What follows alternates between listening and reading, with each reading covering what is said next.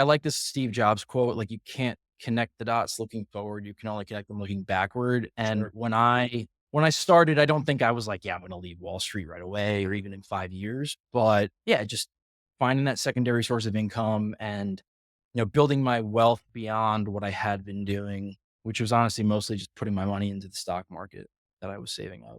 Yeah, I think a lot of people just in corporate America, myself included, I spent decades working for tech companies. That's the path. That's the mantra is you work, you get promotions, salary bumps, you feed the 401k, which is equities, and largely your own company's equities in a lot of cases, which is just really not a good strategy. But yeah, that's it. And the fact that you said you looked at your future, but you looked at it from a mathematical way.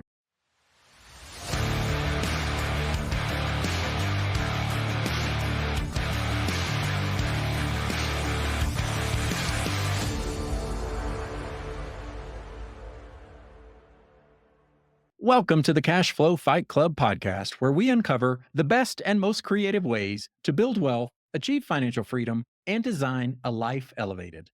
Whether you're looking to invest in real estate, flip land, or start a side hustle, we bring you stories and insights from experts who have been there and done that. Today, we're excited to go in the Champions Corner with Joe Meares. Joe's a real estate entrepreneur, investor, capital raiser, and coach who began his investing journey at the young age of 14.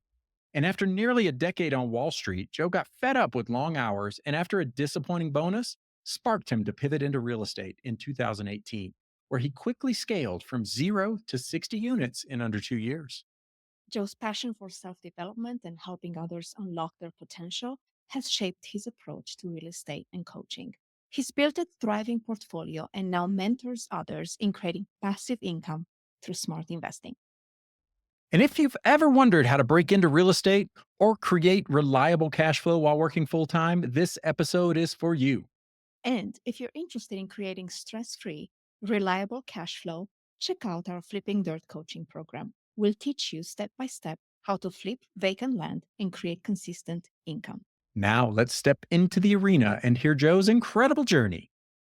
Joe, welcome to the Cash Flow Fight Club podcast. We're excited to have you on and talk real estate investing and all kinds of things. Yes, welcome, Joe. Thank you. Thanks for having me. We typically start these off with a bit of an introduction and background into yourself. Give us the high level tour of Joe Meares. Yeah, sure. So I grew up on Long Island, oldest of four siblings, went to the University of Notre Dame, studied finance out there, came back to New York, started a job in investment banking. And it was an interesting time to start working. So I graduated back in 2010, which was like the second worst year to graduate during the financial crisis.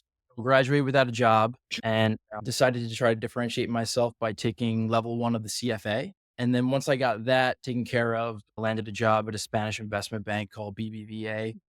I was doing debt capital markets there. So, lending bonds to large corporations. Did that for about 3 years, kind of got tired of, I think I had made maybe like 300 PowerPoint presentations, just got a little bit tired of doing that. So decided to make the switch over to equities. And I got into equity research. So covering stocks, like writing research on stocks. And our clients were hedge funds and pension funds. So to kind of take it back a little bit on how I got interested in investing, growing up, I was obsessed with baseball cards. And to the point where like I would get these, there's a pricing book that would come out once a month that would tell you like how much all cards were worth. And my dad could tell that I was obsessed with it. And he was like, well, you can do this every day with the newspaper, but it's stocks.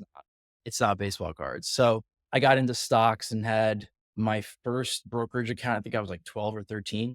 So got interested in stocks. And so kind of had always thought that I would get back into it at some point. So I did equity research at a bank called SunTrust for about 10 years up until last November. And I covered semiconductor companies for a while. And then I covered enterprise software companies, which was super interesting. And about 6 years ago, had some stuff happen at work where this happens to everyone on Wall Street at one point or another, where you just get like a bad bonus. And in my case, the bank had just come up with some random retroactive rule that hurt a bunch of our bonuses. And so we were just like, we got to figure something out on the side here. Like they don't care about us. And I just started reading about creating secondary income streams and everything just pointed back to real estate. So luckily enough, a guy up in our Boston office we had heard had been investing in real estate since 2009 and was crushing it, investing in Philadelphia. And so he was nice enough to get on the phone with us. I remember I was on vacation with my family up in Cape Cod, and I was like in the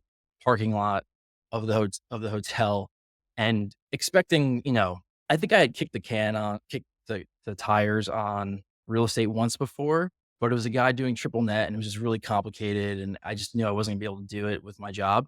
But when he started to describe his methodology, this guy that was on the phone with us, it was really straightforward. We kind of thought about valuation the same way. And I just started annoying him nonstop after that, just texting him, asking him questions. And I got really lucky that he was the type that was kind of open to coaching and mentoring me. So that initial phone conversation was August of 2018. I bought my first rental in October of 2018. I ended up buying 4 in 2018, and I bought 8 in 2019, and then he and I became business partners. So in 2020, he and I purchased a 9, a 12, and a 24 unit apartment complex in Philadelphia. And then our largest deal we did back in September of 2023, we purchased a portfolio of 22 properties from a couple that had just been buying properties for like 30 years and wanted to cash out. And then most recently, we bought an 11 unit in Philadelphia.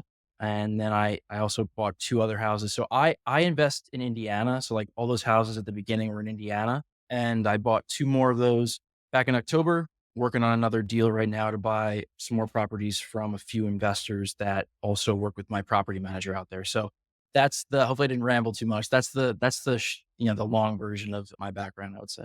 Yeah, thanks everybody for tuning in. We got the show completed and we're gonna sign off here now. As you can tell, I've had to do that a couple times. Yeah, no, that was great. That's a great overview. There's so many. I was just taking several notes there of a lot of interesting tidbits. And I want to go back to the early beginning when Yeah. you were a Yep. baseball card aficionado. Like, what was that, age 10, 11, 12? Was that, where were you in age? Yeah. I think it was probably like 6 or 7 up until right before high school, probably stopped doing it. Uh-huh. But yeah, it was a while. And And so like I made it easy for my mom, like every birthday and every this was just baseball card stuff. that's awesome.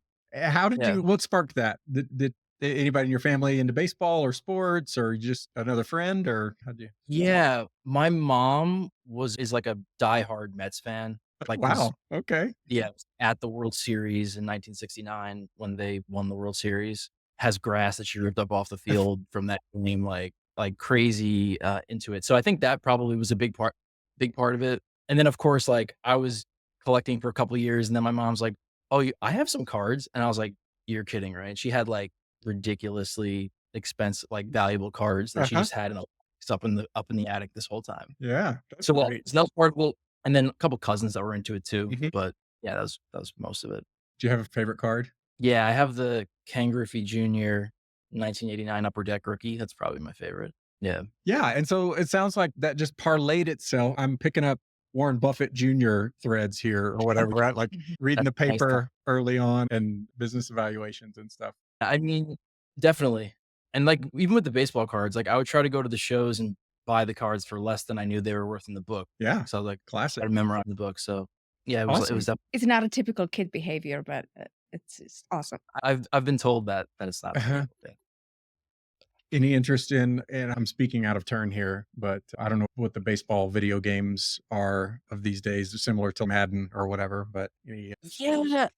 Honestly, was never too into the baseball video games. I was more of like I'm still into it, but like history and like military history, so I would play more like those types of games, but yeah. yeah.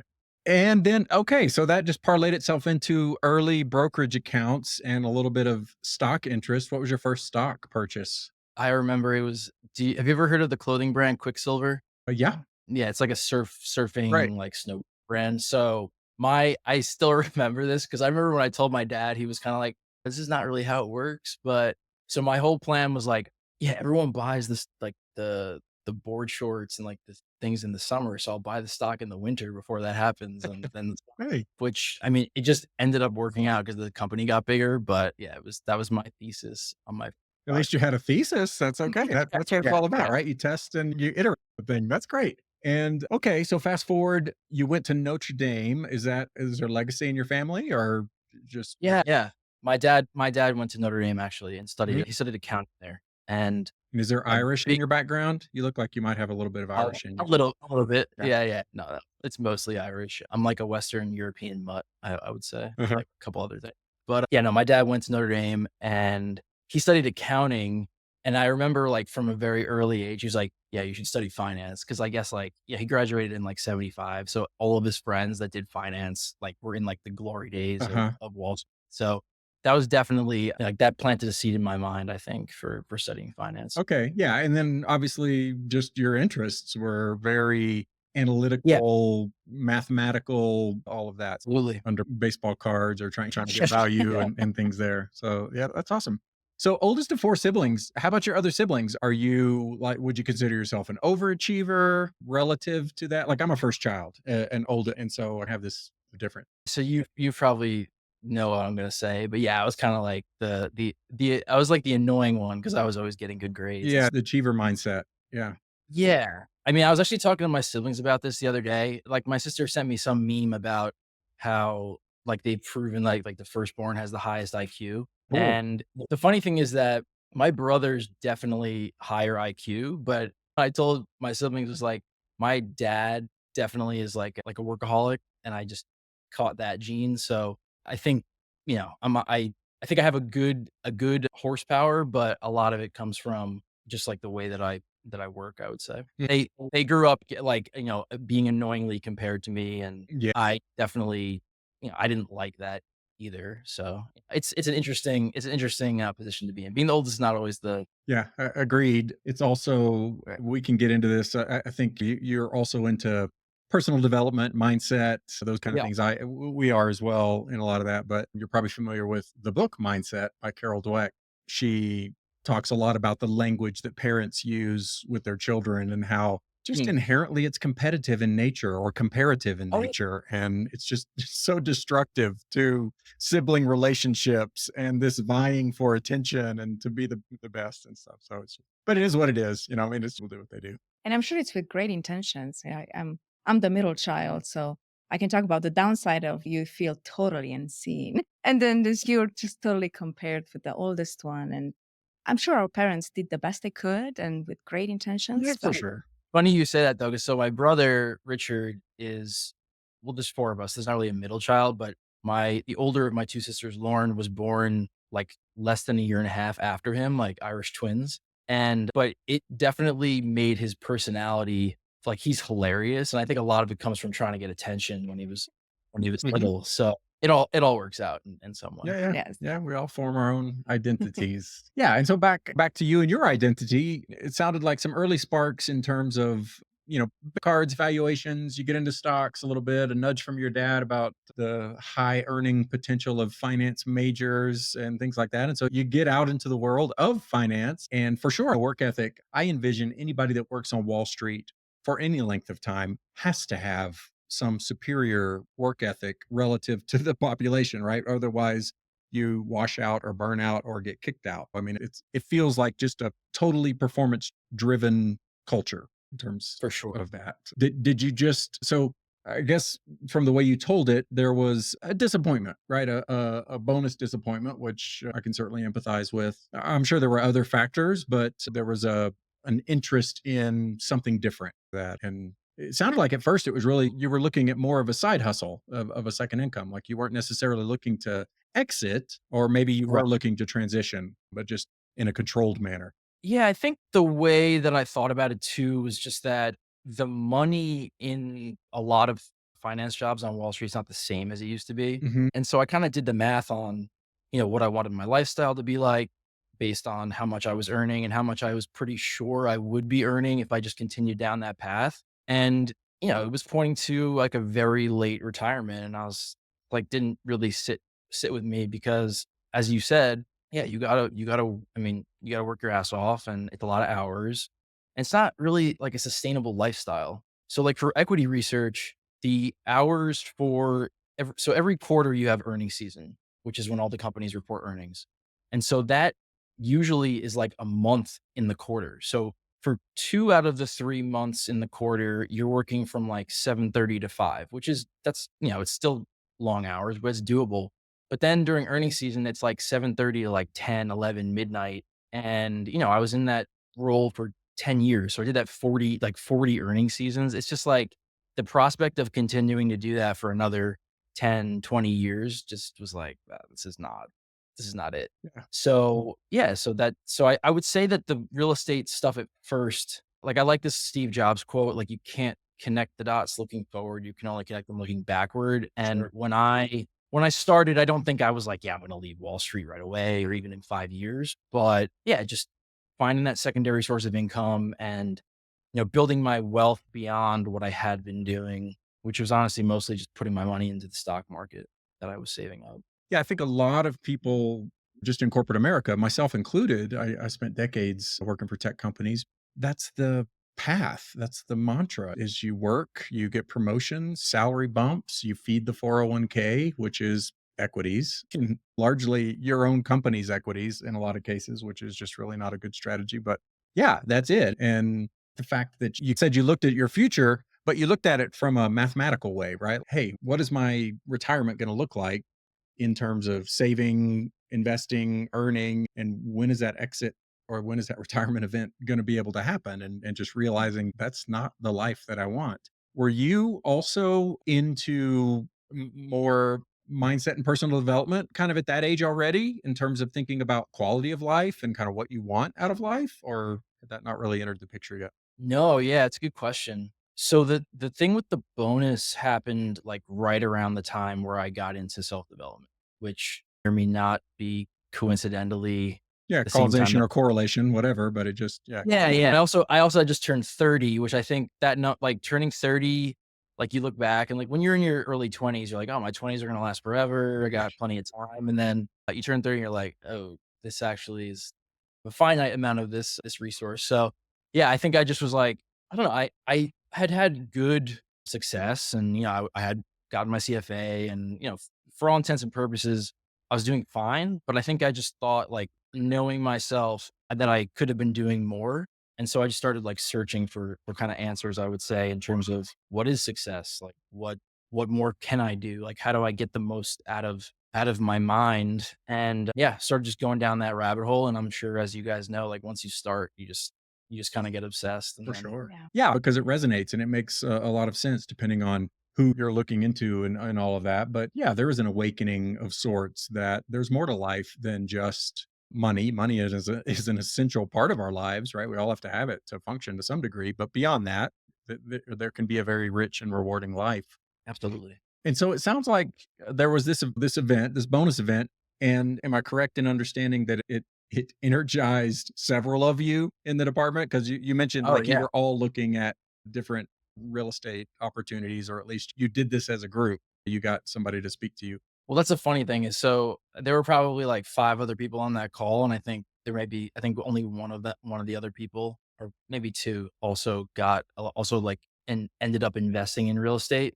But we all did it individually, like it wasn't like a group effort. But yeah, we were collectively like, kind of fed up with what had happened and it yeah, sometimes that's a good thing. Like anger can be a good energy, like a little spark to take some action. So that was what happened in that case for us, for sure. Yeah, many times I think that is only spark that moves a majority of people is it has Yeah. you have to hit enough discomfort to leave your comfort, right? I think so many people just zombie through life, myself included in those days, right? Like I said, I was working long hours, traveling business travel quite a bit, just looking for promotions or to avoid layoffs, those kind of things. And I didn't have enough of a motivator to at that moment because you're working, right? You're spending energy. You're in your case, in some cases, you're Yeah. spending 15, 16 hours a day doing things. It's not like you have a lot of extra bandwidth to go, okay, I'm going to go home and then I'm going to look at what are my other opportunities and Yeah. stuff, right? You just crash, you have a few drinks and crash, and then you get up and do it again. Absolutely. But I do think that is a powerful motivator. Religion and I talk about it often that our life is pretty comfortable. Like we were both in a corporate environment and we an event happened that motivated us and we could have gone right back into corporate, but we decided to pivot and do something a little bit different. Now we enjoy like ultimate freedoms of location, time, money, Right. and in some cases we think we don't have enough of a disturbance to really push us too Yeah. hard in some cases. Yeah. But yeah, I I do know. think that can be a big motivator for a lot of people. And to your point, looking Definitely. back, and when you connect the dots, looking back, those really are divine moments, divine interventions where we Yeah. can pivot. But when you're in that moment, you don't see it that way. You're overwhelmed with anger, with disappointment, with maybe fear of what am I going to do and things like that. But when you look back now, that was a divine intervention. I'm so glad it happened. At least we look at those moments in that way. Oh, I totally agree. I mean, Think and Grow Rich has a Mm, line and it's like every failure holds within it the seed of a equivalent or greater success. And like I'm a huge believer in that. So yeah, yeah. it definitely is. Let's pivot into real estate then. You mentioned this call with someone who was explaining, was that just, how did that come about? Like, where did you find, I don't know if this is KJ or, Yeah. yeah. So my business partner, KR, was like, I met him working at the bank. I actually interviewed him when he was coming into work at the bank, but like he ended up going to the Boston office. So we never really connected until later. But I guess word had gotten around that he had been doing this. And yeah, we just asked him and just the type of guy that was open to talking to us about it. And I'd like to think it was a positive thing for him because we ended up becoming business partners. So he got me. Hey, networking is powerful. Yeah, Yeah. yeah. So, yeah, so that's how we met, and you guys should at some point have him on too, like, he's a very special individual. I don't know if you've seen Pursuit of Happiness with Will Smith, Mhm. but he has, like, that kind of background where, like, literally grew up homeless in Philadelphia and then ended up becoming valedictorian of his high school, got a free ride to Bowdoin College up in Maine, ended up working for Goldman Sachs, like, went to Dartmouth for his MBA, like, complete, like, pull himself up by the bootstraps kinda thing with no real help from anybody else. So having him as a mentor has been amazing for me because it puts a lot of things in perspective, Yeah. and he's also, like, just so talented at business because of all the things that I mentioned, the way that he came up. But yeah, so I just really lucked out crossing paths with him to be totally honest. Yes, but you also at the same time proactively made the most of it. As you said, you pestered him, Yeah, asked him questions, showed interest. I'm sure in some perspective, he appreciates that, right? Oh, this person's sure. serious. They're interested. Maybe they're a little annoying, but I they're actually love this concept of being annoyingly interested and annoyingly like pursuing someone to just really give you everything they know. I love that concept. Yeah. Yeah, yeah. He talks about at one point, like, I drove up to Boston to get like, to buy him dinner to pick his brain on stuff. So, yeah. I mean, look, I had a little bit of a part in it too. Like, I'm not gonna give right. him all the credit. Yeah, I think what do they say? Like, luck is when preparation meets opportunity. So, Mhm. Yeah. I think it was a good timing and those divine moments that you're talking about. So you mentored for some time with him, and you mentioned, I'm assuming you got into single family rentals. Is that what you were buying in that first year? Yeah, yeah, so first property I bought was a 2-bed, 1-bathroom, single family house, and we basically do the BRRRR method, find stuff that needs some fixing up, try to take some equity out of it, and then go do it again. And what time frame was this? What year? So the first one I bought was October of 2018, and yeah, little 2-bed, 1-bathroom, $50,000, like, this city that I invest in out in Indiana is very Oh, inexpensive wow. properties. Yeah. Yeah, So are you using, your own money, not for the full purchase, but like for money down and Yeah. So one of the things that I didn't mention, I guess, is that when I started working, one of the things that my dad always like hammered into my head was like live below your means, save as much money as you Mhm. can. So I was putting away like anywhere from a quarter to a third of every paycheck I was getting and just putting it into the stock market. So when I decided to get into real estate, had like a pretty solid amount of savings in the market built up. And then I just started transferring that over into down payments Mm. on these properties. So, yeah, I put my own money into the down payment, but just did like conventional financing for Yeah. the first 10 deals that I did. Yeah, that's great. I love that. Lidge and I talk about this as well, but Lidge is from Romania. I worked over there for about 3 years where we met and fell in love and got married, and then in 2010, we moved back to the US and we lived in the Dallas-Fort Worth area. And it was right on the backside of the crisis, right? 2010, 2011. We bought our Mhm. home that we lived in there on a short sale, fixed it up Yeah. and did stuff, but we didn't buy any other real estate. Like, we look back and go, "Why were we not buying Yeah. I our know. other properties to have Yeah. and different things?" And yeah, I love the concept of, one, living below your means. That should be a given for everybody, right? How lives above their means other than most of society today.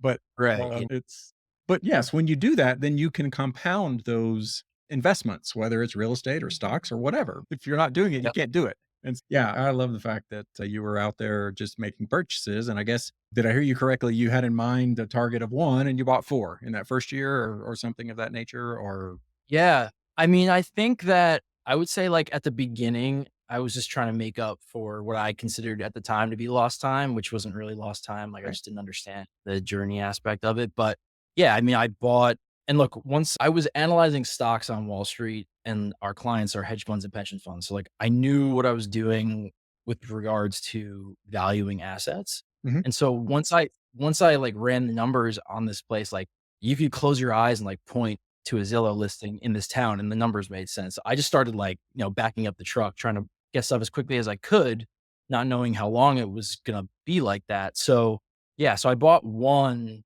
in October. I think I actually closed on the second one in October also, and then bought 2 more in December. And And how I did don't you know, go? sorry, go ahead. No, you go ahead. I'm sorry. I was gonna say, like, my target was to buy 12 in the first year, which was, like, in hindsight, I didn't need to go that quickly, but and I don't think I think I ended up getting, like, 8 in the first 12 months, but, yeah, that was, I guess, 1 a month was my target, but Right. you don't have to go that quickly. It's, Right. like, not necessary. I was going to ask a second ago, how did you go about your market selection?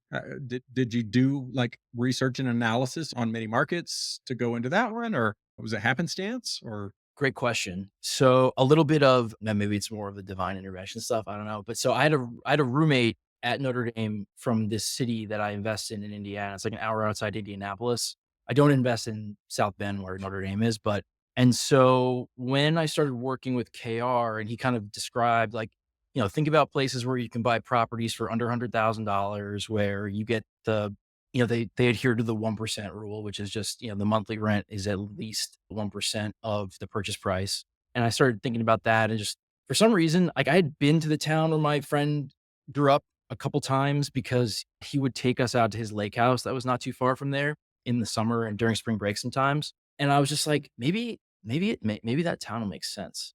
And then when I ran the numbers, like, oh, it, like, really makes sense. I mean, like, so you talk about the 1% rule, like, a lot of the houses out there at that time were more like 2% rule. Like, you could buy a place for 50 that was renting for almost 1,000. So the margin was very good. And yeah, I mean, I got lucky. Like, pretty much, like, the first place that I thought about investing, the numbers worked. And I do find that with a lot of the students that I have, people that I've coached over the years, that picking the market is one of the biggest barriers to starting, because they'll Mhm. have like 10 in mind and they just can't choose. Yeah, So yeah, I got lucky in that sense. yeah, that really resonates. We do land coaching for Right. people that are interested in land investing, and actually, just this morning, or I guess last night, one of our newest clients emailed us a list of, I didn't count, but it has to be at least 10 counties or markets that they're looking at. And yes, that it is, because you put a lot of stock into it. When we started our land business, we maybe overanalyzed to some degree, but in another sense, we just went for it. Like, we with land, it's a little different because we're not talking six-figure purchases here or things like that. It's a little different. So we were able to test markets a little more frequently until we found one that really fit. But yeah, that market selection is like the first daunting task. You're new in a whole industry typically, and you can get it wrong, right? There are some markets where home prices are oppressively high versus rents and Oh stuff. yeah, But so there's a little faith that goes into it. But yeah, if you're looking at some basic, you mentioned the 1% rule, there's some other formulas or whatever that you can look at. And if you have a good feel for it, you really just have to take definitely. action. Exactly. Yeah. You gotta take the leap at some point. So that's awesome. And so I guess you're like, for people that are looking to get started, maybe any rules of the Yeah. road or recommendations. I think there's a lot of people that listen that have a W-2 job that want. Mhm. I talk to so many people that want to invest in real estate, but it's overwhelming, from vacant land to multifamily syndications. You mentioned triple net leasing. There's all kinds of ways to get into the real estate game. That in and of itself can be very overwhelming. You made a pivot. It sounded like, I love the way you went about it, in that you bridged the worlds. We burned the boats. Like, we both got Right. let go from our jobs, and we had to recreate an income stream. Fortunately, we had Mhm. means, we had a savings, we had some things going on that gave us that runway. Not everybody has it, but I always recommend, if you can do it, start while you have an income stream coming in, and then you're able to make that transition a little more smoothly. But do your clients fit a certain profile? Is it like W-2 people that are just looking to build either a side hustle or ultimately transition, and they're able to do that? Yeah, it's a great question. Honestly, the group of people that I coach is like a very eclectic group. Hmm. I have a guy who's literally a clerk at a grocery store who's like 23 that is that I'm coaching. And then I have two guys that are like one's an investment banker and one's a corporate auditor. So a very wide range of different types of people. Having a W-2 is definitely an advantage just from a lending standpoint because the Mm, banks are more likely to give you money yeah. and it's a nice cash cow for the business, right? You just like I always once I started getting into real estate, I kinda just viewed my W-2 as, a cash driver of that business for investing. In terms of what people can do to start out, I mean, you wanna get your financial house in order. Like, if you don't Hmm. understand what a score is, like, you probably should figure out, like, learn about a credit score, learn about, find out what your credit score is, you know, like create a budget, like see where your money is going. Like if you don't know where your money's going in and out, like it's going to be hard to make that money grow. So something as simple as like, if you're able to check Instagram every day, check your bank account every day, or check your credit card account every day to see what's going on there.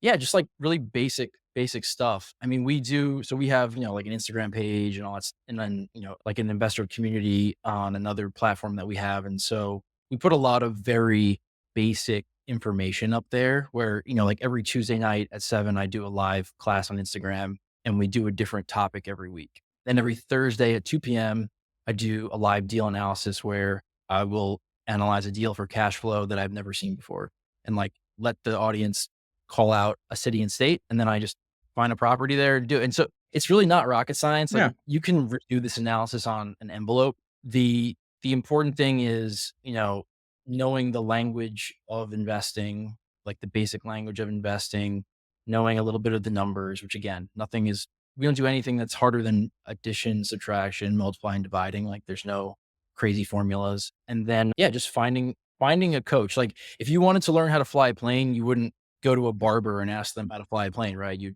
get a flying instructor and you do Right. exactly what they told. I think that's the easiest way to learn any skill. I'm a big fan. We did it when we started our land business. We got a coach and we joined a community and we learned the ropes and we wanted to go fast and we wanted to go as mistake free as we could. And so we invested Yeah. knowing that was going to be the case. We got into commercial real estate several years later to diversify our portfolio. We did the same thing. We found a mentor, joined a group. Yes, it's maybe not so foreign. I do find a lot of real estate a lot of people that are interested in real estate are very open to the concept of getting coaching and support. And there's a lot Yeah. out there. There's a lot to find.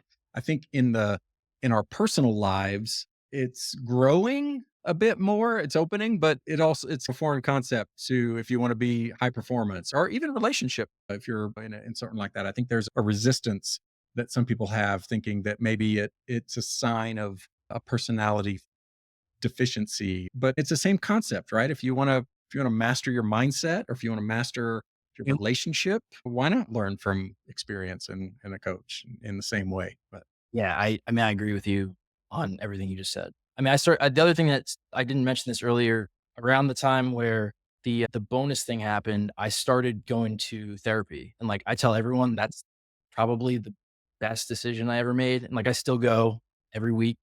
Like if you want to own a business, like your business is a reflection of everything that's going on inside your head. mm, So if you're not doing that, your business is gonna hurt. And yeah, there's still a big stigma around that, which is, I think, very sad because it makes your life so much better. So I don't know why you would wanna do it. But I think that, like you said, I think it's starting to get better where the stigma's kind of, going away from that versus where it used to be. But you said you got into like what kind of commercial investments have you done? You mentioned you got into commercial after multifamily primarily. okay, We've done many multifamily larger properties, 100 plus unit properties, different okay, cool. markets. Yeah. It's a pooled investment. We've paused for the last couple of years just because of the market and the interest rate run up, and a lot of deals really weren't accessible because there's just a conceptual spread between the property owners and the market values, right? Yeah. What they Yeah, totally hear you.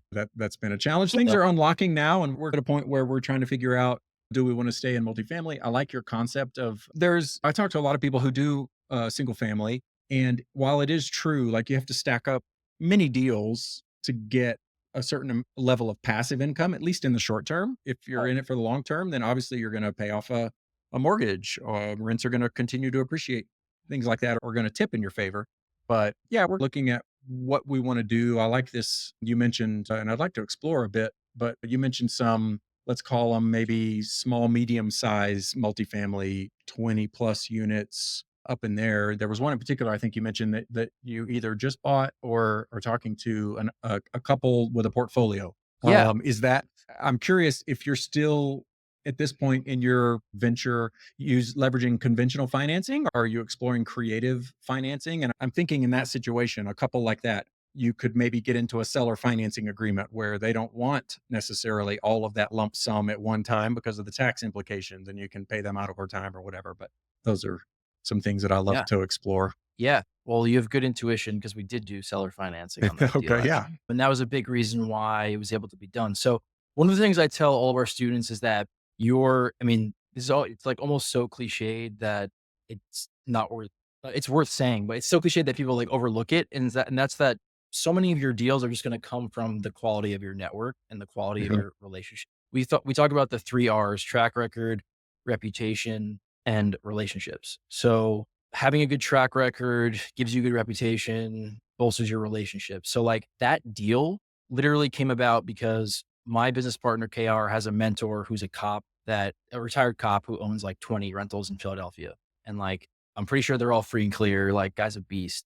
But had a friend who was the husband of this couple who literally runs a fur coat store, but they'd been buying properties for like 30 years and had a portfolio of 24 properties. They wanted to cash out. And so my business partner heard about this and just like he's really good at like wearing people down, be like, "So you want to sell yet?" Like I think he'd been on them for like 4 or 5 years. Like, are you ready to sell? Are you ready to sell? And they're like, "No, no." And then finally they're like, "Yeah, actually we're ready to sell." And they had multiple, I think they had 3 offers that were accepted that fell apart because they couldn't get the financing together for it. And so my business partner decided to try to do seller financing. And this was the crazy thing about this deal. So we were able to do seller financing and only had to put down 10% on the deal. So the deal was for 4.2 million. And honestly, those properties at closing probably worth 6. But the banks couldn't get comfortable to do the deal at that price. Or I think they were under contract a couple times for over 5, but the numbers weren't working for commercial loans at those levels. And so another big thing with the relationships was, and this just happened to like another thing where we got lucky, where our lawyer knew their lawyer. And so when they were writing up the purchase agreement, they were very comfortable that everything was going to be on the up and up and that their interests were going to be taken care of. So yeah, we did seller financing on that. It was 22 properties. 20 of them were single family. I don't know if you're familiar with Philadelphia, but there's a lot of row homes, which are like these houses Okay. that are all kind of to each other. So 20 of those, and then it was a duplex and a 4 unit as well. So yeah, I mean that deal's going well, and I think I answered your question. I'm not sure, but yeah, Yeah, it was really just about that deal specifically and creative financing techniques because there's a lot of people that I think also get hung up with, I don't have a good credit score or I'm not going to be able to qualify for such a loan. And there's so many creative ways to go about, especially in real estate, to get things done. And it's really, regardless of which asset class, I think it's super important to get to know the seller and what is their pain point, yeah. right? Why are they selling? What do they want? What are their needs? And then you can, if you're flexible, you can come up with creative solutions like that. Or even some people may come to that deal and not even ask the question and just assume some Oh conventional yeah. loan's going to be needed. And, you know, Right. No, totally agree. And what we tell our students when they're starting out is that the government allows you to have 10 conventional mortgages in your name. mhm, We think that everyone should do that because, the conventional mortgage in your name, you're getting the best terms. You're getting a 30-year fixed rate. You're going to get a lower interest rate. The insurance premiums are going to be lower. So it's just a better product for you in terms of cash flow. And then you don't have to worry about, everyone's like, well, what about the protection of the LLC? But if you just get like property insurance on the property and then get an umbrella insurance policy, you can get like $1 million umbrella insurance policy for less than $1,000 of premium for the year, and that will cover all your assets. So it just doesn't really, I think everyone has been kind of brainwashed that you need to have an LLC. It's just not the case. So I did that for my first 10. And then past that, yeah, you can either do just like regular commercial financing, but The deal that I'm working on right now is going to be a DSCR loan, which is, I'm sure you've heard of it, a debt service. I'll just explain it for people listening, is a debt service coverage ratio loan, which means that they want to see that the rents on the properties are at least, usually it's like 1.2 times the debt service. So yeah, I mean, look, we say that if you find a good deal and people trust you, like you'll find the money, Right. even if you don't have a W Yeah, 2. there's But private money, hard money, commercial lenders, I, private lenders. Yes, there's a lot yeah, of ways to go about it. Sometimes it's hard because you're under pressure, the time pressure to get something closed, right. and if you haven't built up Yes. a network, that becomes a little tricky. But Yeah. yes, there are that should not be the leading variable that you need to solve for. Yeah. I mean, I think a lot of people do like that's, I said before the thing we talked about, the market. The other thing is like, oh, I don't have enough money. But I think most people assume that your property is going to like those properties are going to be like 200, $300,000. But I mean, I've purchased properties for as little as $16,000. Just don't need as much as you think. And you made a really good point about just like finding out why the seller is selling. And then the simple question of, you got anything else you want to sell? Like I'm literally under contract for 3 houses right now from a group that I bought the 2 houses from just because they said, "Do you guys have anything else you wanna sell?" Yeah. They're off market. And then a really big source of deals is gonna be your property manager. Mhm. Just asking your property manager, "Do you have anyone in your any of your clients that are looking to sell?" Yeah. That has created a ton of deal flow for me as well. So, yeah, closed mouth doesn't get fed. That's right. Yeah, I was thinking that when you were telling him Yes. when you were talking about KR and being he's top of mind, right? Because he's in there asking that couple if they were ready to sell all that. And so then one, the seed is planted, but then when they get ready, it's oh, this guy's been he's been honest. Yeah, We in our land yeah. business, all of our deals are off market. And a lot of cases, it's one, we're present in the market and we're similarly repeatedly reaching out to people, but at the Mhm. same time, we're also professional on the back end. When somebody is ready, we're ready to act. Like we answer the phone, we pick up, Right. we get on the deal. We talk to so many sellers that say, "Oh, I reached out to 2 or 3 people and they never got back to me," or whatever. It's just mind blowing. People don't jump on deals, but it works You to gotta our be advantage. persistent. Yeah, Yeah, absolutely. Just the basics of like, do you respond like you said, responding to emails, responding quickly, like listening to your voicemail, like stuff like that is Yes. so simple, but it's really like 80/20 rule. Like a lot of people just don't yeah, it do. differentiates you. Sadly, Well, but it's nice. Why don't you tell us a little bit about your coaching program? How do people find out more? Get in touch with you? yeah. So right now I started doing this after I left Wall Street last November. So it's a one-on-one mentorship where we work together intensively. It's very customized to the person's Mhm. skill level. Like I said, I have people that are, grocery store clerks all the way up to, investment bankers on Wall Street. And the idea is that within the 10 months, you would have all the tools you need if you wanted to buy a property. So for example, I have a student that is 6 months into the program, closed on his first property last Tuesday, and actually closed on a second property yesterday. Yeah. So and the big value add, honestly, is that in Philadelphia, we're very vertically integrated. So we have our own property management company that my business partner started back in 2009. We have contractors, lenders, real estate agents. So for me, when I started in Indiana, the most time intensive thing was setting the team up and like vetting everyone, interviewing property managers and, deciding to work with them, all that kind of stuff. And, had to fire a couple of contractors that weren't working out, had to fire a real estate agent that wasn't working out. And that process, like we've already done it. So it's very portable. Like you just get plugged into the network. And I think that's a big part of the value add. And then you can also just bounce deals off of us. And we have intimate knowledge of the market in Philadelphia. So we can say, yeah, that you don't want to touch that area. That's a great block. This player area is up and coming. So it's basically like bowling with the bumpers. Like you're just gonna have guide rails on you, and we're gonna kind of like spoon feed it to you. So we don't take any equity in the deals with the students. We want you to keep all the equity, but yeah, you're gonna get like a start to finish one-on-one coaching on how to do what we do. Nice. That's wonderful. And are you guys mostly focusing on buying properties for rental purposes? Not Yeah, it's a necessarily great fix and flips? Yeah, great question. So we don't like fix and flip. We think fix and flip is a job and we got into real estate to work less, not work more. So like what you when you do the burst strategy, you can still get the big check just by doing the cash out refinancing. And the great thing is that when you do that, that check is not taxable. When you do the flip, you're going to pay a big tax bill, especially if it's a short term capital gain less than a year. So, we can give you the fundamentals to do it if you really want to do it, but it's long term value add buy and hold. I've never sold a property. My business partner's never sold a property. We never plan to. And the reality is, like, each property becomes like a mini bank for you. Like, I have properties where I bought it, fixed it up, did a cash out in 12 months. And like, I've already done another cash out just from like natural appreciation a couple of years later. So properties really do become like little mini cash cows for you. So it's not easy to find great deals. So, why would you want to get rid of it once you have it? Exactly. But that's what we, And for anybody that wants to get in touch with you, what's the best website or yeah. email or? Yeah. The best way to do it would be to you can hit me up on LinkedIn, just Joe Meares Jr.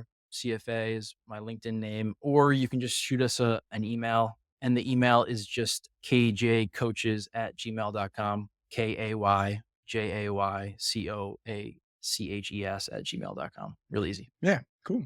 Just a little comment. I feel like you, after the conversation with you and hearing you talk, I feel like you have a huge angel on your shoulder, but I'm sure it's not the Oh, thanks. case in the sense that we all have the same opportunities. We all have the same resources to tap into.